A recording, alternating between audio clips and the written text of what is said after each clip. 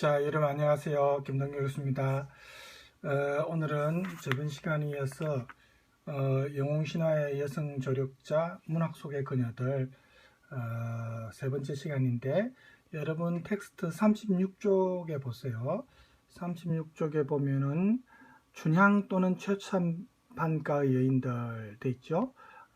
이 부분부터 하겠습니다. 그래서 이제 저번 시간에는 우리가 이제 서양의 유명한 그 신화 속의 여성 조력자들이 현대 문학에서 작가에서 때로는 변형되면서 이제 단순한 조력자 역할이 아닌 주인물, 주변 인물에서 중심 인물로 변환되기도 하고 다양하게 그죠? 다양한 예술 작품으로 이제 형상화됐는데, 우리 같은 경우는 우리 신화가 우리 작품 속에서 어떤 식으로 변형이 되는지 오늘 그 내용을 살펴보도록 하겠습니다.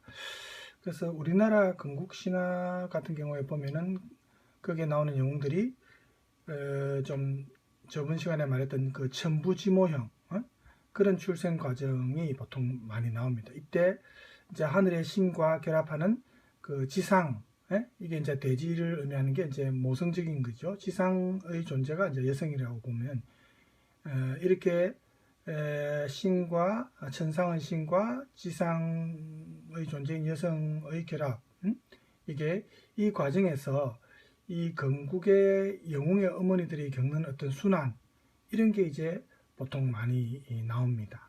그래서 우리 문학에 나타난 이 여성의 순환사, 순환의 역사는 우리 단군신화에서 웅녀한테서 출발하는 거죠. 그 동굴 속에서 얼마나 오랫동안 참고 마늘을 먹으면서 참고 그렇게 인내의 시간을 보내다가 이제 인간으로 태어나니까, 그죠? 그래서 이 웅녀한테서 출발합니다, 처음. 그리고 저번 시간에도 언급되었던 유아 부인을 통해서도 또 이런 내용이 조금 더 구체적으로 작품화되고, 그 다음에 그러한 전통이 또 다른 서사 문학이나 소설을 통해서도 이제 계속 이제 이어지는 겁니다. 예를 들어서 우리 이제 고전 우리 문학 중에 숙향전, 춘향전 이런 걸 보면 이 숙향전에서 숙향이 결혼을 성사하기 위해 겪는 수많은 그 파란만장한 그 과정이 있지 않습니까? 또 신분을 뛰어넘는 사랑을 이루기 위한 어떤 고난이 춘향전에서도 나타나죠. 그래서 이런 숙향전이나 춘향전에서 나타나는 어떻게 보면 신분의 차이를 이겨내고 그 남녀가 결혼에까지 이르는 이런 방식은 하늘에서 천신이 내려와서 지상을 상징하는 여성과 만나가지고 그 우리 건국신화에서 당군과 주몽이 세상에 태어난다는 그런 천부지모 사상이 우리 문학 작품에서도 결국은 작가에서 형상화된다, 이렇게 우리가 해석을 할 수 있는 겁니다. 그래서 춘향전은 우리가 너무 알려진 내용이라서 제가 따로 동영상은 준비 따로 안 했습니다. 여러분도 이미 적어도 한 번 이상은 다 봤겠죠. 그래서 이 춘향전이 우리 민족의 시조 신화인 단군 신화의 어떤 그런 어떤 원형성이 이 춘향전에도 담겨 있다는 겁니다. 그래서 단군 신화에 나오는 그 환웅이 이 춘향전에서 이도령으로, 또 웅녀는 단군 신화의 웅녀는 춘향으로, 이렇게 이제 우리가 비유적으로 적용할 수 있는 겁니다. 그래서 단군 신화에서 인간이 되려고 그 웅녀가 곰이 겪는 어떤 시련 과정, 그죠? 그 인간이 되기 위한 어떤 통과 의례, 이런 시련으로서 우리가 볼 때 춘향이 변사또의 그 수청을 거부하고 옥살이를 하면서 그런 어떤 시련을 이겨내는 과정, 이렇게 거의 동일하게 적용할 수 있겠죠. 그리고 천인인 환웅이 그 지상에 웅녀와 사랑을 맺는 것도 예를 들어서 춘향전에서는 신분이 높은 양반집 자제인 이도령이 신분이 낮은 기생 출신의 춘향과 결합하는 것과 거의 상통하다, 이렇게 볼 수 있습니다. 그죠? 유사한 맥락이죠. 그래서 이런 천부지모의 신화적인 어떤 원형성이 이렇게 고전문학에서 나타난다는 겁니다. 그리고 이제 근대 이후에서는 우리가 가장 유명한 대표적 작품 중에 하나가 토지 아닙니까? 토지도 이러한 관점에서 해석이 가능한 겁니다. 그래서 우리 그 텍스트에 이와 관련한 내용이 37쪽에 지금 나와 있어요. 그죠? 그래서 이 37쪽의 내용을 여러분이 읽어보면 이렇습니다. 최유찬이라는 비평가가 이제 한 말인데 토지와 관련해서 이런 말을 했습니다. 이 같은 관점에서 신화적 원형성을 찾아볼 수 있다. 최참판 댁의 여인들이 외부의 남성들과 맺는 결합은 춘향전이나 단군 신화의 서사 구조와 일정한 구조적 일치를 보이고 있다. 곧 3대에 걸친 최참판가의 여인들의 운명을 통해서 새로운 지상적 질서가 성립됨을 토지는 보여주고 있는 것이다. 김환이 김계주의 아들이고 길상과 길상과 김환 사이에 서성과 제자 간의 관계가 성립하는 것은 이들이 동일한 정체성을 형성함을 나타낸다고 할 수 있다. 천상적 존재와 지상적 존재의 결합이란 이 단군 신화의 내용이 신화라는 그 신비적인 겉모습을 벗고 현실 속의 사건으로 제시된 것이다. 이것은 춘향전에서 상징적으로 이미 일어난 사건이고 토지에서도 개성된 중심적 사건이다. 이렇게 말했습니다. 자, 그래서 토지 내용을 또 아시는 분도 있겠지만 토지 줄거리를 여러분들이 요즘 뭐 책을 많이 안 보니까 또 줄거리를 모르는 사람도 있어요. 그러면 이 말의 의미가 와닿지 않겠죠. 그래서 제가 토지와 관련한 영상을 이제 찾은 게 있는데 일단 잠깐씩 봅시다.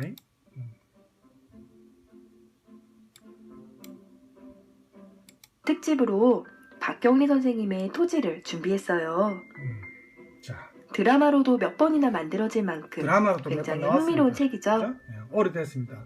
영상을 끝까지 보시고 아 나도 한번 읽어볼까? 여러분은 못 이런 봤을 거예요. 마음이 드라마 생겼으면 나온 지 너무 하는 오래됐어요. 바람으로 정리해봤어요. 그럼 시작할게요.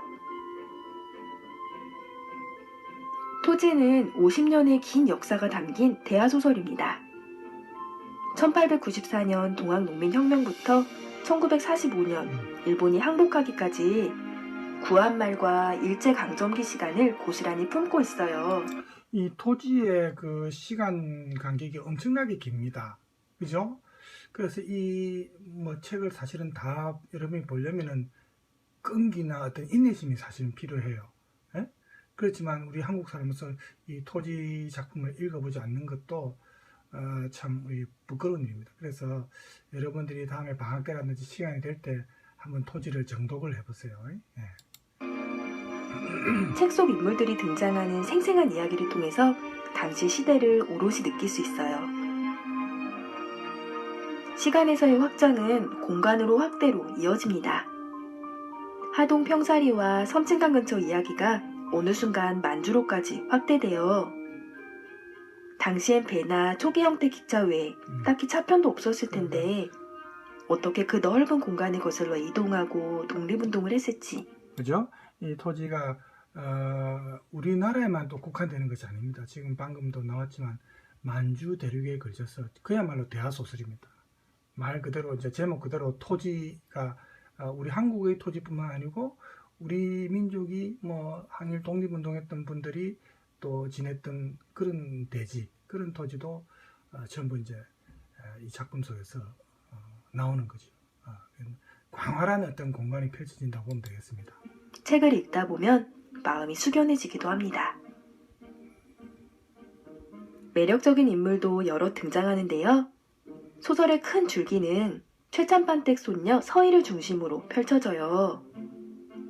할머니 윤씨 부인을 비롯해 길상과 봉순이 같은 주변에 가까운 친지부터 용이와 월선 등의 마을 사람들까지 20권으로 엮어진 긴 이야기인 만큼 인물의 수만해도 어마어마합니다. 책을 읽는 내내 뒷이야기가 궁금해져요. 당시 시대적 분위기나 사회적 상황에 대한 설명과 러브스토리가 촘촘하게 이어지기 때문에 마치 연인을 기다리듯 설레는 마음으로 20권을 읽을 수 있어요. 인물들 각자 살아가는 방식을 보면서 나는 어떤 인생을 살아갈 것인지 고민하게 되고요. 자녀 교육에 대해서도 생각하는 계기가 돼서요. 아이를 키우는 부모님께도 꼭 한번 권하고픈 책입니다.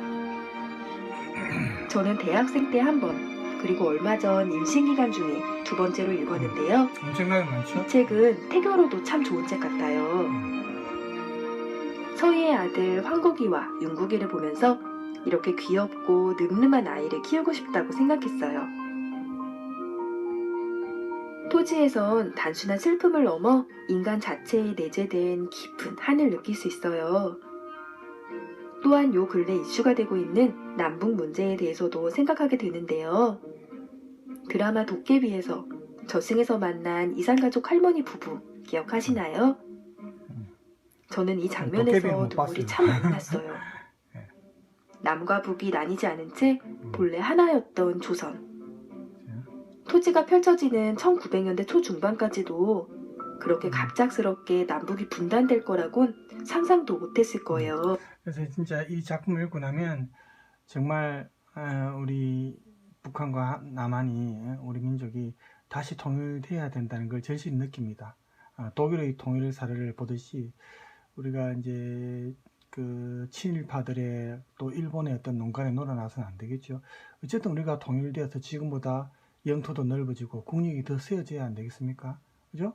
물론 당장 통일은 어렵지만 북한의 경제가 어느 정도 올라오면서 격차가 줄어진 상태에서 통일하는 게 이제 가장 이상적인데, 그러기 위해서는 어쨌든 우리가 계속 민간 교류가 있어야 되겠죠. 그래서 독일의 사례를 보면 어쨌든 동독과 서독이 꾸준히 계속 교류를 하고 서독이 돈을 많이 썼습니다. 동독을 많이 도와주고 그렇게 해서 이제 결국 통일에까지 이른 겁니다. 동독 국민들이 원해서 우리는 서독의 마르크화를 원한다. 이제 경제적으로 그래서 통일이 됐듯이 우리도 어쨌든 좀 그런 과정을 겪었으면 좋겠습니다. 자, 해방 후 한국 전쟁으로 다시는 오갈 수 없게 되었지만 어두운 시대였던 일제강점기. 우리는 일본 제국주의에 맞서 나라를 되찾기 위해 함께 싸우던 한 핏줄 동포였습니다. 그렇죠. 오랜 시간 거슬러 가지 않아도 80에서 100년 전 우리 할머니 할아버지 세대예요. 이야기 속에선 이북지방 사투리도 친근하게 등장하고요. 모두가 정겨운 이웃으로 살아갑니다. 인물들이 굉장히 제가 많이 나와요. 토지를 읽는 동안 가장 인상 깊었던 부분은 바로 편견에 맞서는 이야기라는 점이었어요. 우린 누구나 각자 마음속에 보이지 않는 벽을 가지고 있지 않나요? 저는 책을 읽으면서 이 벽이 부서지는 걸 느꼈어요. 길상은 머스마의 신분이었지만 온화하고 중후한 성품을 가지고 있어요. 서희와 혼이 난 후에도 일부 양반들은 그를 인정하지 못하는 모습을 보여요. 신분의 차이 때문에. 그렇죠? 서희의 친딸처럼 자란 양현에게 큰오빠 황국의 부인 덕희는 그녀가 기생의 딸이란 이유로 무시하고 시샘하고요. 백정의 사위가 된 관수는 아들 영광이 똑똑하고 영특함에도 불구하고 신분적 갈등으로 방황하는 모습을 보면서 가슴 아파합니다. 살인자의 자식이지만 완전히 다른 인생을 사는 거북과 한복. 같은 형제지만 살아가는 방식에선 큰 차이를 보이는 두만과 영만. 조중구의 아들인 곱새등 조병수는 몸이 불편한 장애가 있지만 누구보다 맑은 심성을 지니고 살아갑니다. 저는 작가님의 이런 설정들이 단순히 우연한 운명이라기보다 개인의 인격과 인간의 강한 의지가 결합된 문제라고 여겨졌어요. 그렇죠. 토지는 50년의 역사를 배경으로 하는 만큼 어린아이였던 주인공이 청년이 되고 또 자식을 낳는 긴 시대적 상황을 담고 있어요. 이처럼 여러 인물들이 세대를 바꾸며 3대에 걸쳐 등장합니다. 있어, 그죠? 나오는 섬진강 근처 아름다운 남도의 풍경과 인물들을 생각하면 지금도 가슴이 아려울 만큼 한 권 한 권 정말 보석 같은 책이에요. 예, 이제 요 감상평이 좀 나오는데, 핸드폰 착! 태블릿 착! 거대한 패드까지 이게 착! 선전이 또 아무래도 유튜브다 보니까 선전이 또 아니 토지에 대한 배경 지식을 보도록 하겠습니다. 배경 지식. 자, 배경 지식은 일단은 놔두고, 잠깐만요. 이분의 내용 중. 문학사상 마지막 5부는 문화의 고등학교 졸업 후에 결혼을 했지만 박경리 씨에 대한 남편은 이 좌익으로 몰려서 한국전쟁 중에 형무소에서 사망을 했습니다. 네. 1955년도에 소설가 김동리의 추천으로 단편 소설을 발표하면서 작가로서의 삶을 시작했는데요. 제가 이제 통영에 대표작이라고 할수 박경리 있는 오래적- 그 박물관에 제가 갔었어요. 거기 이제 여러분 시간 되면 한번 가보세요. 박경리 씨와 관련된 자료가 많이 있거든요. 예. 토지 외에도 김약국의 딸들, 예. 불신시대 등의 작품을 발표했습니다. 김약국의 딸들은 또 KBS에서 드라마로도 방송이 된 적이 있습니다. 사실은. 그죠? 예. 박경리는 폐암, 뇌졸중으로 투병을 하다가요. 2008년에 83세로 세상을 떠났습니다. 생전에 현대문학상, 월탄문학상, 한국여류문학상 등을 수상을 했고요. 사후에는 금관문화훈장에 추서됐습니다. 그렇죠. 지금 박경리 문학상도 2011년에는 이 작가의 이름을 따서 박경리 문학상이 제정이 됐는데요. 그렇죠. 예. 매년 세계문학 발전에 탁월한 업적을 세운 국내외 작가 중에 한 명을 선정해서 수상을 외국의 하고 있어요. 작가들한테 이제 선정을 첫 해에는 최인훈 작가가 수상을 했고요. 가동 평사리를 주 무대로 해서 자, 이제 줄거리 500째 들어봅시다. 대지주인 만석군 최참판 댁과 그 집안 마지막 세대인 어린 최서희 그리고 소작인들의 이야기입니다. 현재 최참판 댁의 실세 최치수는 선대에서 이룩한 만석의 재산을 실질적으로 행사를 하고 있었어요. 인물들이 그의 많이- 어머니는 윤씨 부인. 이 여러분이 이제 지금 좀 인물들이 너무 많이 나오니까 조금 복잡할 수도 있거든요, 사실은. 그래서 이런 계보도를 조금 여러분이 사실은 참조를 해야 됩니다. 그죠? 예. 집안의 정신적인 지주 역할을 하고 있죠. 그리고 그 집안의 마지막 혈육 최치수의 딸 최서희가 있습니다. 어린 최서희는 하녀인 봉순이와 친구처럼 지내고 있고요. 앞으로도 오랫동안 함께 할 거예요. 그리고 집안에 출생의 비밀을 가진 머슴 구천이가 있습니다. 이 구천이는 윤씨 부인이 낳은 자식입니다. 결국 최치수하고는 배다른 형제죠. 최치수는 이 자존심이 굉장히 강한 인물이거든요. 그는 어머니에 대한 이런저런 소문들이 듣기가 너무 괴로웠던 거예요. 그래서 그런 것들을 벗어나고자 친척인 조준구와 어울려 다니면서 방탕한 생활을 하는데요. 계보도. 그러다가 성불구가 되어버렸습니다. 한편 이런 사실을 전혀 모르는 하녀, 귀녀는 신분 상승을 꿈꾸면서 이 최씨 집안의 아이를 가지기 위해서 몰락한 양반인 김평산과 손을 잡고 최치수에게 매력을 뿜뿜하기 시작을 하는데요. 하지만 안 통해요.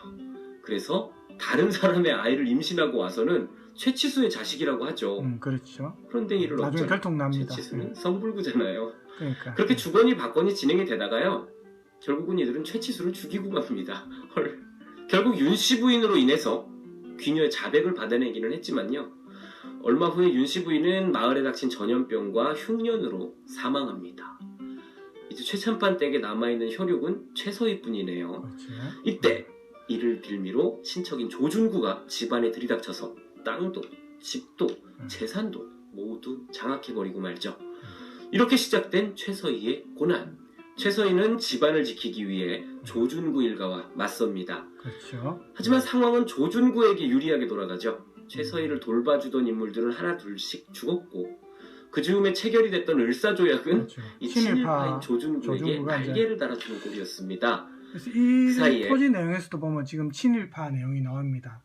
근데 사실 토지 이 내용뿐만 아니고 우리나라에 가장 우리가 아쉬운 게 유럽 같은 경우에 이제 뭐 지금 나치가 그 당시 2차 세계대전 때 나치가 이제 전 유럽을 장악하면서 그래 이제 2차 세계대전에 독일이 패전하면서 나치를 극복하기 위해서 청산을 하고 또 프랑스 같은 경우에 나치 부역자들, 나치에 도움을 주고 나치 부역한 자들을 전부 처단하고 그 새롭게 이제 시작을 했습니다. 그게 이제 국민들이 전부 공감하고 그 민족의 전기를 세워야 되는데 우리 같은 경우에 친일파들을 청산하지 못하고 오히려 친일파들이 정치권의 주요 요직을 차지하고 지도층에 있으면서 오히려 더 부를 누리고 또 친일파의 후손들이 지금 더 권세를 누리고 우리 언론 중에서도 뭐 조중동도 그렇고 모든 그 친일파 세력과 관련된 언론들 많지 않습니까? 일제에 부역한 언론들 그런 것부터 이제 다 청산이 되고 이렇게 돼야 되는데 우리가 그걸 깨끗하게 청산 못한 게 가장 아쉽습니다. 그래서 지금이라도 뭐 우리가 좀 잘못된 것은 역사를 바로 잡을 부분은 바로 잡고 그렇게 시작해야 되지 않을까 하는 생각이 들어요. 자, 계속해서 들을까요? 최서희의 아버지인 최치수를 모시던 길상이라는 인물을 통해서 토지 문서를 건네받게 된 최서희. 마을 사람들과 함께 조준구를 제거하려고 하는데요. 하지만 계획은 실패하고 말았어요. 결국에는 최서희는 간도로 쫓기듯이 떠나게 됩니다. 이제 2부로 넘어가겠습니다. 2부에서는 간도에 정착을 한 최서희가 공노인이라는 인물과 길상의 도움으로 재산을 모으는 과정이 펼쳐지는데요. 이 할머니인 윤씨 부인이 남긴 재물을 기반으로 토지 거래를 하면서 재산을 모아요. 그 과정에서 이 목적에만 집중한 나머지 좀 친일적인 모습을 보이기도 합니다. 이 최서희는요, 이 가문을 되찾기 위해서 이 타고난 총명함을 무기로 삼아서 강함을 지닌 이기적인 인물로 변해가고 있었어요. 이러한 중심 스토리 외에도 이용과 월선이라는 인물의 사랑과 또 파국에 관한 이야기, 그리고 독립운동의 무대였던 간도를 지리적 배경으로 독립운동 이야기가 펼쳐집니다. 굉장히 그리고 과하죠. 최서희와 길상의 혼인에 관한 이야기도 진행이 되는데요. 두 사람은 결혼을 해서 환국과 윤국이라는 길상과 두 최서희 아들을 사이에 낳습니다. 한국과 윤국. 한편 최참판 댁을 장악하고 있던 조준구는 광산 투자에 실패를 하는 바람에 큰 어려움을 겪게 됩니다. 광산 투자하니까 그리스인 조르바가 생각이 나네요. 네, 최서희는 이 일을 기회로 삼아서 자신을 돕고 있던 공노인을 앞세워서 조준구에게 접근합니다. 그리고 그에게서 다시 집안의 재산을 찾아오고 귀한 길에 오르게 되지요. 자, 그럼 3부로 넘어가 보죠. 3부에서는 3.1운동 이후부터 광주 학생운동까지의 시간적 배경으로 이야기가 진행이 됩니다. 그토록 그리워하던 고향에 돌아와서 우선은 진주에 정착을 한 최서희는 조준구를 만나서 화끈하게 5,000원을 주고 하동의 본가를 되찾고 복수를 완성했습니다. 하지만 좀 표현하기 어려운 이런 허무감을 느낀 최서희는 계속 진주에 머무르는데요. 이제 3부에서는 의병활동, 조선 형평사운동, 노동자 파업 등의 이런 역사적 사건들을 아주 자연스럽게 배치해가면서 민초들의 삶을 전개해 나갑니다.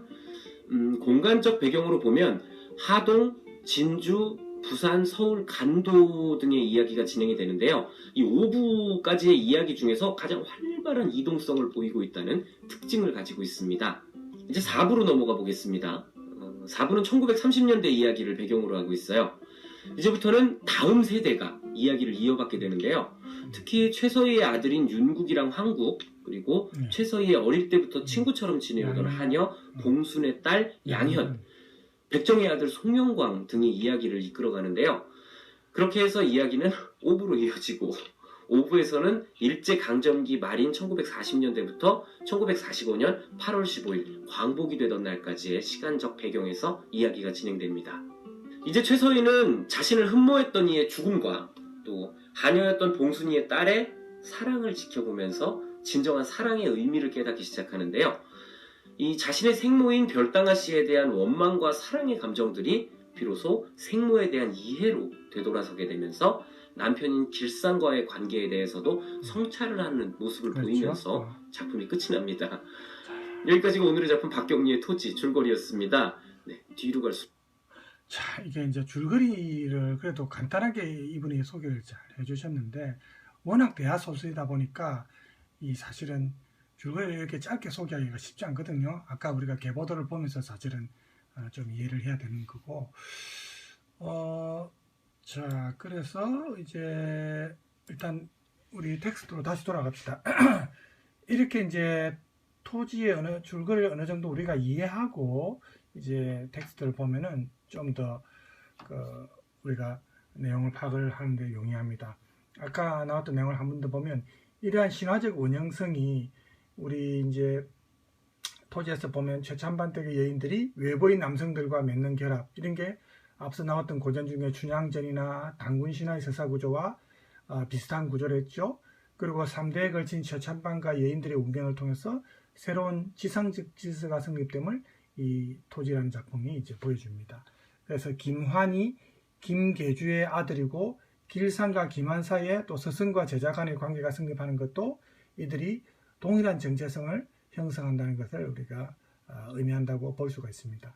이 천상적 존재와 지상적 존재가 결합한다는 이 단군 신화의 내용이 신화상의 어떤 신비적인 그 외양을 이제 벗어나서 우리 현실 속의 사건으로서 작품 속에서 그죠? 이제 문학적으로 형성화되는 것이 춘향전이고 토지다 이렇게 볼 수 있습니다. 그래서 이런 춘향전에서의 천부지모의 신화적 원형성에 대한 해석은 결국은 하늘이 남성이니까 남성한테 좀 우월한 그죠? 어떤 중요성을 좀 더 부여하고 여성에게는 좀 더 그보다 낮은 위치를 부여하는 좀 어떻게 보면 좀 틀에 박힌 그죠? 그런 어떤 스테레오 타입의 해석을 계속해서 이제 반복하는 그런 위험이 있습니다. 그런데 이러한 해석에서 우리가 이제 이런 해석을 좀 뒤집어 엎을 수 있는 그런 의미는 없을까 찾아보면은 하늘은 높고 땅은 낮다 이렇게 단순한 의미로 천부지모의 결합을 해석할 것이 아니고 지모신 우리 대제의 여신이죠. 지모신의 어떤 신격화 지모신의 의미를 우리가 다시 재의미할 필요가 있습니다. 그죠? 사실은 우리가 모성적인 어떤 원형성은 전부 대지와 연관이 많은데 이제 그리스 신화에서도 보면은 대지의 여신 가이아가 제일 먼저 출발하죠. 가이아에게서 우라노스 그 천신이 태어나는 겁니다. 지금 우리도 남자든 여자든 여러분들 모두 다 결국 어디서 태어납니까? 어머니한테서 태어나죠. 어머니의 그 뱃속에서 태어나지 않습니까? 물론 아버지의 도움도 있어야 되지만 정자와 난자가 결합해서 이렇게 하지. 어쨌든 간에 이 우리가 뭐 속된 말로 밭에 씨를 뿌린다. 그러면 씨와 밭 이제 같이 있어야 이제 그 결실이 맺지만 결국은 토지가 그 씨를 이제 부양해서 열매로 결실을 맺기 위해서는 토지가 사실은 굉장히 중요하다는 걸 알 수 있습니다. 그래서 이런 이제 의미로 토지에는 우리 신화의 원형적 이미지가 어쨌든 좀 그 전복해서 뒤집혀서 나타납니다. 우선 최참방카의 여인들은 신분이 낮은 남성과 결합합니다. 그렇다고 여기서 우리가 예를 들어 여성이 높은 하늘에 남성이 낮은 땅에 비유되는 것은 그런 의미는 아니죠. 예, 그건 이제 표면적인 것이고 그런 의미는 아니겠죠. 최씨 집안의 어떤 토지 소유권이 작품의 흐름을 이렇게 쭉 관통한다는 것을 우리가 이제 고려할 때 이 집안 여인들에게는 지모신의 어떤 풍모가 흐르고 있다는 걸 알 수 있습니다. 그래서 하늘은 높고 땅은 낮다. 이런 단순한 도식은 사실은 의미가 없죠. 그리고 일단 이 신화적인 그 원형성과 관련해서 토지에 관한 논의를 우리가 이렇게 쭉 전개하기 전에 이 글의 어떤 논지와 관련해서 우리가 우선 막 검토해야 될 사항이 이 토지는 작가 아까 우리 봤죠. 박경민 씨가 26년간 집필 기간을 걸친 대작입니다. 이 작품의 시작부터 그 보면 1897년 한가위라고 딱 시대적 배경이 나옵니다. 우리나라 근대사의 격동기라는 그 역사적 맥락이 무엇보다도 이 작품에 다 전반적으로 드러나죠. 뭐 동학운동도 나오고 또 개항과 일본의 침략이라든지 경술국치라든지 일본이 우리를 식민 지배하면서부터 제5부에서는 1945년에 해방에 이르기까지 이런 격동의 어떤 역사가 이 토지의 배경으로 나오는 것입니다. 그죠? 엄청난 시대적 배경 아닙니까? 그런데 이런 근대사가 그 등장하는 인물들의 어떤 삶의 어떤 구체적인 삶을 통해서 표현되지 않겠죠. 최소한의 배경 지식으로만 사용되고 있는 거죠. 그죠? 그러니까 우리가 읽으면서 어떤 그 시대적 배경을 느낄 수는 있지만 그걸 구체적으로 표현하는 건 아닙니다. 이게 무슨 역사 뭐 그 역사 소설은 아니잖아요. 그죠? 예. 그래서 예를 들어서 전봉준의 뭐 봉기에 대해서 교과서에서 뭐 어려운 듯한 설명, 뭐 이런 거를 집어넣는 경우도 간혹 있습니다만 이게 이제 시대적 배경을 위해서 뭐 그렇게 하는 경우도 간혹 있습니다. 그래서 예를 들어서 작품 첫 장에 보면은 풍악놀이의 묘사하는 장면이 나오는데 그 현장 한복판에서가 아니고 최첨방가의 담장 안으로 들려오는 간접적인 묘사, 이런 걸 통해서 이제 우리가 그 시대적 배경을 예상할 수 있게 합니다. 동네 사람들의 모습도 뭐뭐 할 것이다 하는 추측 형식으로 이제 서술되고 있습니다.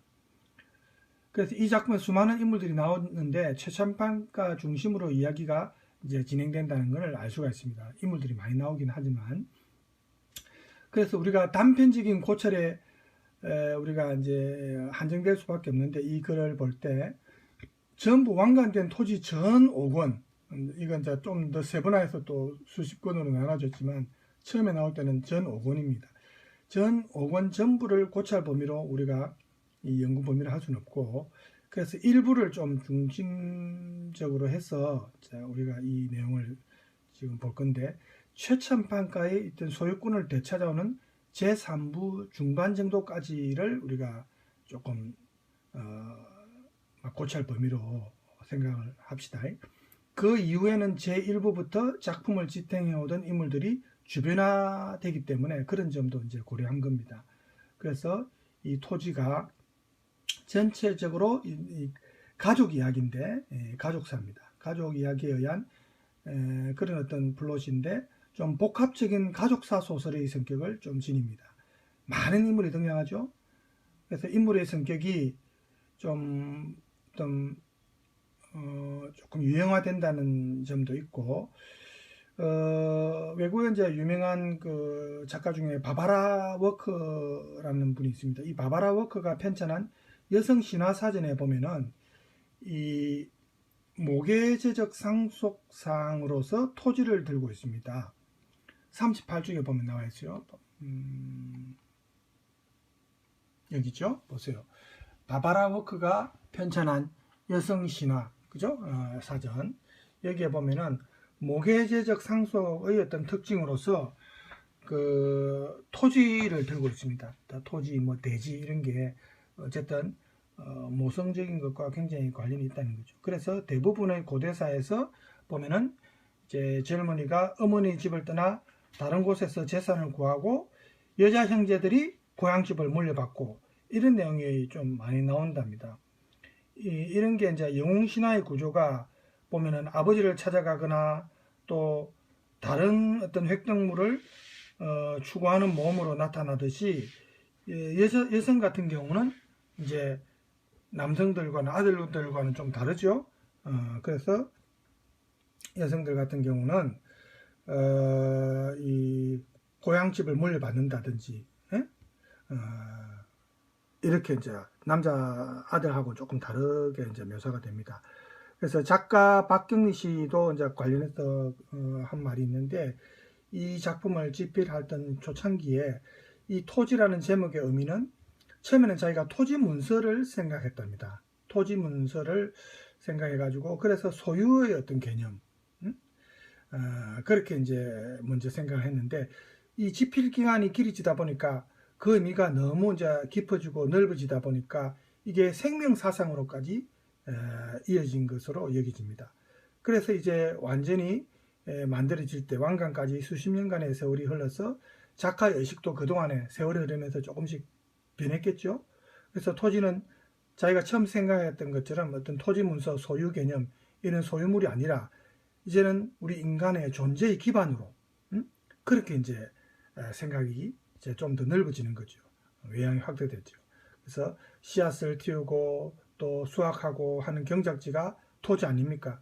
이게 생명의 터전이죠. 그런 의미로 이제 재탄생하는 겁니다. 그래서 일단 소유라는 관점에서 이 작품을 이제 개관해 보면은 평사리의 최첨방댁 내 사람들, 최첨방댁 안의 사람들과 소작인들의 이야기, 이렇게 볼 수 있고, 소유라는 관점에서 보면 그리고 최씨 집안이 몰락하고 또 재기하는 이야기, 이런 작품의 구도로 또 우리가 크게 볼 수도 있고, 또 조국의 소유권과 그 최씨 문중의 토지 소유권의 상실, 또 그걸 잃었다가 다시 되찾아오는 거, 그렇게 되찾아오기 위한 투쟁, 이런 게 이제 전체적인 작품 구조입니다. 그래서 이렇게 100년 이상 이 경남 하동 지방의 중심이 된 집안인 이 최씨 문중이 몰락하는 과정을 촉발한 것은 그렇게 존재가 당당하던 오랜 가문에 정말 치욕의 역사를 만들어 놓는 불륜의 남녀, 즉 뭡니까? 하인 구천이와 며느리인 별당아씨가 도망한 사건이죠. 이게 이제 문중 몰락의 이제 계기가 된 사건인데, 이게 20년 전 절에서 윤씨 부인이 중인 출신인 김계주에게 겁탈당해가지고 아이를 낳은 비밀하고도 연관이 있습니다. 연결되는 거죠. 그래서 하인 구천이가 바로 윤씨 부인이 몰래 낳은 자식인데, 이렇게 윤씨 부인과 김계주의 관계는 김계주에 의한 일방적인 겁니다. 겁탈했으니까, 그죠? 또 이대의 별당 아씨와 김환, 구천이라고도 하죠. 이 김환은 별당 아씨하고 김환은 사회적 금기를 깬 두 사람의 사랑에 의한 결합입니다. 이거는 일방적인 겁탈이 아니죠. 사랑에 의한 결합입니다. 2대째 신분의 격차를 파괴한 결합이 이제 계속해서 이어지고, 또 3대째 서희에 가가지고는 하인 길상과 정식으로 결혼을 해가지고 이 천부지모적인 남녀 결합 방식이 대단원을 이루게 됩니다. 그래서 이런 3대에 걸친 신분 차이에 의한 결합 방식은 물론 같지만은 형태는 좀 달라지죠. 수직적인 결합 방식이 아니고 수평적인 결합 방식으로 이제 바뀌는 겁니다. 그래서 이러한 신화적 원형성에다가 우리 그 역사적인 현실, 이런 게 이제 같이 결합되어서 이 작품 토지의 어떤 이야기에 완전한 어떤 형태를 부여하게 되는 거죠. 즉 우리 신분제가 흔들리면서 그 당시 계속 남아있었던 구한말과 그 일제강점기를 배경으로 해서 그 남아있었던 전통적인 유교 관습과 신분 질서, 이런 게 이제는 서서히 붕괴되는 그런 어떤 사회의 모습을 이 작품을 통해서 우리가 이제 볼 수 있는 거죠. 그죠? 그래서 이제 이런 신분의 차이를 없앤 이 최첨판가의 3대에 걸친 이런 남녀 결합, 천부지모 형태의 남녀 결합이 유서 깊은 양반 대지주의 여인들하고 신분이 낮은 남자들과의 결합이라는, 어떻게 보면 좀 표면적인 그런 이유에서만 우리가 천부지모 사상을 생각해서는 안 되겠습니다. 그 윤씨 부인의 상대였던 김계주는 출신은 비록 중인이지만 동학군의 장수입니다. 그죠? 굉장히 이제 기계가 있는 그런 사람이에요. 동학군의 장수니까. 인간은 누구나 평등하다는 그 동학의 어떤 교리, 그 인내천 있죠? 그 교리를 의미를 우리가 생각해 볼 필요가 있고, 인섭적인 그 출신에는 물론 그 뭐 신분상의 고하가 있겠죠. 그렇지만 사람 자체는 모두가 하늘과 같다는 그런 어떤 인내천, 동학 사상을 우리가 이제 의미해 볼 필요가 있겠죠. 그런 의미에서 볼 때 이 지모신적 풍모를 가진 윤씨 부인하고 김계주의 결합은 천부지모 사상이 결국 문학적으로 변용된 것이다. 장작된 것이다. 이런 의미를 우리가 생각할 수 있는 겁니다. 그리고 영웅신화의 구조적 관점에서 볼 때 윤씨 부인을 범했던 이 동학군 장수 김계주와 또 그의 아들 김환이 보면 아주 풍운화적인, 그야말로 영웅 같은 일생을 사는 사람들 아닙니까? 그게 딱 부합하죠. 그래서 이때 우리가 이 신화적 구상으로 보면 이들과 밀접한 관계를 맺는 최첨방댁 여인들도 결국 신화상의 그 여성 조력자의 신분으로 우리가 볼 수 있는 겁니다. 그리스 신화에서의 그 뭐 아리아드네라든지 메데아라든지, 그죠? 또 이제 우리 건국신화에서도 그렇고 주몽에서도 나오는 뭐, 그죠? 그런 역할 다 연관이 있는 겁니다. 그런데 이제 이들은 문학 작품 속에서 주체적인 중심 인물로 이제 등장합니다. 옛날에는 그 신화에서는 보면 여성 조력자 역할로, 이제 주변적인 역할로 이제 많이 나오는데, 문학 작품으로 형상화될 때는 중심적인 인물로 나온다는 겁니다. 자, 여러분 뭐 잠깐 끊겼습니다. 예. 자, 그래서 이제 어쨌든 이 과거 신화 속의 여성 조력자들과는 달리 이제 주체적인 중심인물로 이 문학 작품에서는 등장하죠. 그래서 최첨단대 여인들이 3대 이야기가 우리 신화상에 보면 해모수, 뭐 주몽, 유리부인 신화, 뭐 여기에 3대 이야기처럼 좀 중심을 이루고 그렇게 이제 주체화된다는 것을 우리가 알 수가 있습니다. 오늘 이 내용을 다 마칠 수 있을지 모르겠네요. 내용이 좀 아직 좀 많이 남았나? 우리가 너무 급하게 꼭 뭐 빨리 내용을 마치는 게 중요한 게 아닙니다. 그죠? 우리가 알아야 될 내용을 심도 있게 이제 파악을 하고 또 진도 빨리 나가면 저번에도 얘기했다시피 뭐 여러분한테도 그래 좋은 건 아니에요. 분량이 많아지는 거죠. 조금 더 세밀하게 볼 필요가 있는 거니까. 그 뒤에 이제 여러분 그 텍스트 이제 40쪽에 보면은 모성의 시련을 넘어 먹군의 재구성으로 라는 부분이 있습니다. 그래서 이 내용도 좀 분량이 제법 됩니다. 그래서 이거를 만약에 다 하게 되면 시간이 너무 많이 걸릴 것 같아서 일단 여기서 끊고 이 부분은 다음 시간에 해야 될 것 같습니다. 그죠? 그래서 여러분 너무 1시간 이상 너무 시간이 많아지면은 여러분이 집중력이 좀 떨어지죠. 그래서 일단은 오늘은 여기 40조까지 마치고 다음 시간에 이 모성의 시련을 넘어 목권의 재구성으로 이 부분을 하겠습니다. 자, 여러분 수고 많으셨고 다음 시간에 또 만나도록 하겠습니다. 감사합니다.